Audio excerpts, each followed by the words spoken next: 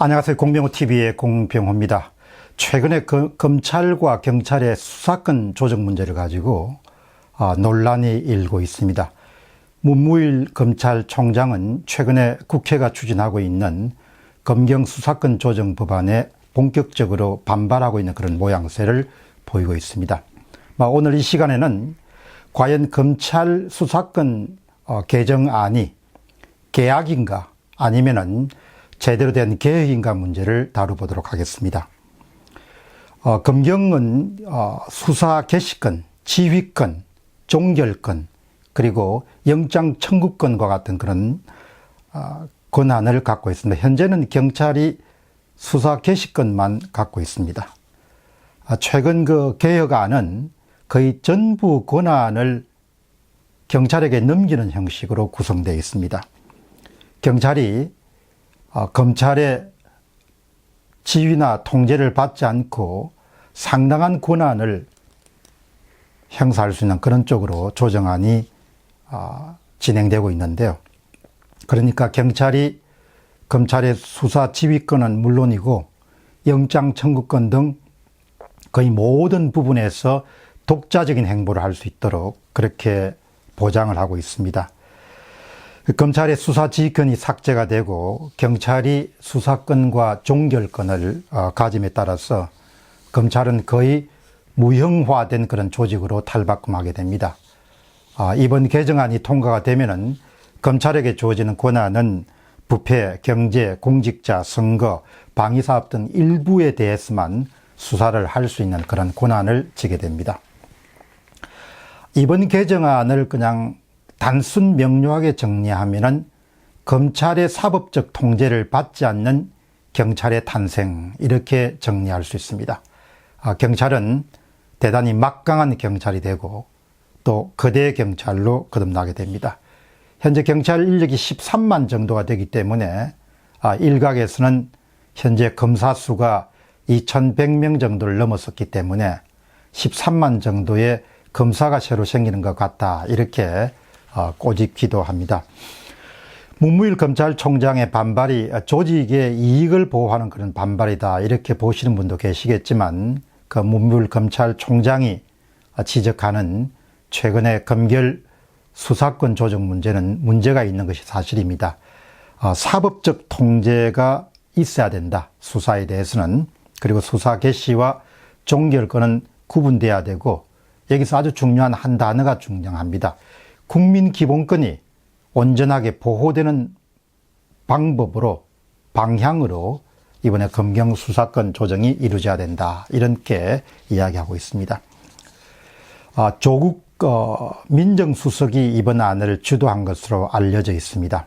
본인이 청와대에 들어가기 전에 가졌던 그런 구상을 실질적으로 실천하는 그런 장이 되는데요. 이번 안을 보면은 검찰 권력의 비대화를 방지하겠다는 부분에 지나치게 초점을 두지 않았냐. 반면에 국민의 기본권을 보호하는 것이 어떤 조치인가라는 부분에 대해서는 소홀한 점이 없지 않다는 점을 지적하고 싶습니다. 현재 검찰은 2,100명, 경찰은 13만 명, 그리고 수사 인력 2만 7천 명, 그리고 정부 수집 인력이 한 3,400명 정도에 달합니다. 따라서 경찰이 현재와 같은 그런 개정안대로 모든 수사 개시, 지휘, 그 다음에 종결, 영장 청구권을 가지게 되면은 아주 막강한 그런 권력을 가진 기관으로 탄생하게 되고, 또 누구의 통제를 받지 않고 실질적으로 경찰은 내무부 산하이기 때문에 행정부 수장의 영향력을 받을 수밖에 없는 그런 입장입니다. 따라서 검찰에 비해 가지고 국민의 기본권을 보호한다는 차원에서 과연 이번 조치가 합당한가라는 부분들은 꼭 한번 짚어 봐야 될 것 같습니다. 이번 조치를 보면서 저는 조국 교수죠. 서울대 교수였고 지금은 민정수석인데, 조국 수석이 세상을 살면서 이 고소고발 사건 때문에 고초를 겪은 적이 있을까, 그런 생각을 하게 됩니다. 한국은 특별한 나라가 이 사기나 이런 죄에 대한 부분들, 또 무고나 위정 이런 부분들에 대한 처벌이 아주 약한 나라입니다. 그렇기 때문에 사인으로 살아가면서 부당한 그런 무고나 고소고발에 시달리는 경우가 있습니다. 이런 고소고발을 시달리다 보면은 생활인의 입장으로서, 국민의 입장으로서, 또 시민의 입장으로서 자연스럽게 경찰과 검찰을 모두 접하게 됩니다. 사건을 어떻게 처리해 가는지, 또 어떻게 종결하는지, 물론 경찰과 검찰에 대해서 모두가 다 만족할 수는 없습니다. 그러나 생활인의 입장으로서, 국민의 업장으로서 고소고발 사건을 경험하면서 처리해 가면서 그것을 해결하면서 갖게 되는 것은 조국 민정수석이 조금만 더 이런 경험들이 있었더라면 이번처럼 검찰이 지나치게 비대화되어 있다, 이런 명분 하에 경찰에게 모든 권한을 이양하는 그런 선택은 하지 않았을 것이다, 그런 생각을 하게 됩니다. 검찰과 경찰 사이에서 이런 이야기를 드리는 것은 조금 받아들이는 사람에 따라 다를 수 있겠지만 능력이라든지 역량 사이에서 저는 차이가 충분히 있다고 봅니다. 그렇기 때문에 경찰과 검찰 사이에 수사권을 둘러싼, 또 영장 청구권을 둘러싼 문제에서 상당한 정도의 업역 조정은 필요하다고 봅니다.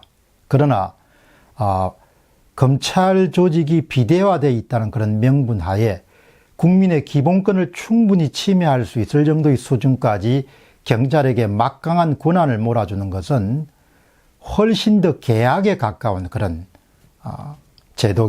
제도 작업이다, 이런 점을 말씀을 좀 드리고 싶습니다. 이번처럼 이렇게 수사 개시, 지휘, 종결, 그리고 영장 청구권까지 13만 명이나 되는 경찰에게 넘어가고, 또 그 경찰이 내무부 소관이고, 내무부는 행정부의 수장의 지휘 통제를 받기 때문에 이런 경우에는 지금 체제보다도 훨씬 사법적 통제의 대상이 될 가능성이 훨씬 더 낮다는 거죠. 그래서 한 가지 확실한 것은 국민의 기본권, 그런 침해는 불가피할 것으로 그렇게 봅니다. 따라서 일반 시민의 입장에서는 권력층들에게는 경찰이 권력이 비대해졌다, 이런 부분이 훨씬 더 와닿겠지만 일반 국민 입장에서는 내가 사법적으로 기본권이 침해될 수 있는 그런 여지가 허용되는 그런 개선안은 받아들이기가 쉽지 않다는 이야기죠.